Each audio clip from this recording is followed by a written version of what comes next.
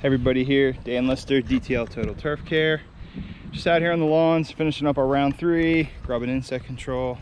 I believe this is our last day. I want to send another video out about something common we're seeing in the lawns that is definitely extraordinary this year compared to most. Yellow nutsedge.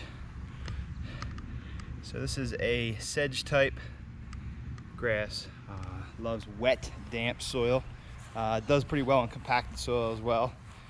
Which is typically our soil in this area is compacted. You'll see it a lot in low-lying parts of your lawn, along the driveway where there tends to be a lot of traffic. If there's any typical areas that are dog or human traffic, that's another one you'll see a lot of it. So we definitely see this every year. This isn't entirely new this year. This is just a little bit worse than most years due to the amount of rain. I know it's probably getting pretty tiresome to hear me talk about the rain and everything it's doing and creating all these we'll call them problems, but it's definitely the case. I have a colleague of mine that has been doing this for about 40 years, and he told me mid-spring, if this rain continues, expect some extraordinary situations, obviously with disease, as well as some of these bad cases of weeds, bad infestation. So nutsedge will grow 8 inches a week, so it's pretty unsightly. It grows about double the length of your lawn and rapidly. So pulling it is the worst thing you can do. It actually encourages the roots to throw up new plants. So within the root system are little nutlets. As you pull them, as you pull the plant, which is very easy to pull, the nutlets will disperse and you'll actually get more nutsedge. So pulling it is not a good idea, especially in the lawns. We are able to treat it. The problem we run into is there's only a few herbicides on the market that truly control it. Most of them will just burn it down and it'll come right back.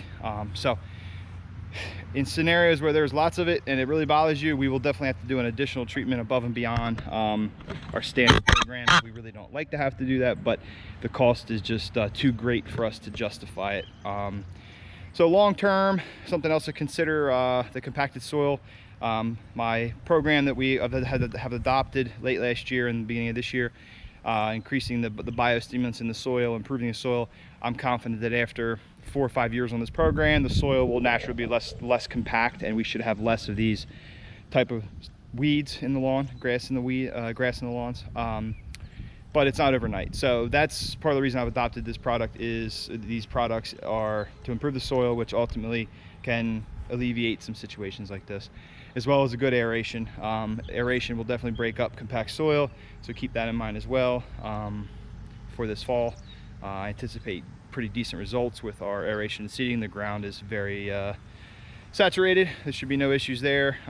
Should be minimal watering on the customer's part. So please, if you have this yellow nutsedge, it's troublesome to you, it bothers you, you want to get it taken care of, give us a call, shoot us an email, text message. We can set something up to get rid of it for you. It is a little bit of a long process. Controlling it is typically 2 treatments. It's about 21 days apart. So just keep that in mind. That the best course of action may be to kind of just deal with it for the summer and really do a good spend your money wisely on a good aeration and seeding to alleviate less of it next year. So any questions, give us a shout. Have a great day. Thanks.